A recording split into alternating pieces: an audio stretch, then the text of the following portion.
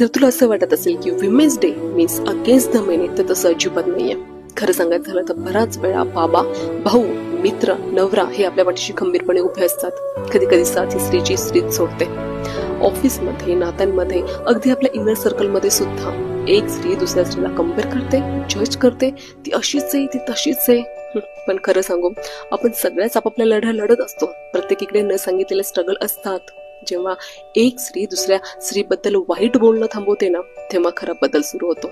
जेव्हा ती कॉम्पिटिशन ऐवजी सपोर्ट निवडते ना, तेव्हा वातावरणच बदलायला लागतं. खरी स्ट्रॉंग स्त्री ती नाहीये जी एकटीच पुढे जाते. खरी स्ट्रॉंग स्त्री तर ती आहे जी दुसऱ्या स्त्रीलाही पुढे यायला जागा देते. कारण शेवटी स्त्रीला सर्वात जास्त ताकद ही दुसऱ्या स्त्रीकडूनच मिळते आणि सर्वात खोल जखमही.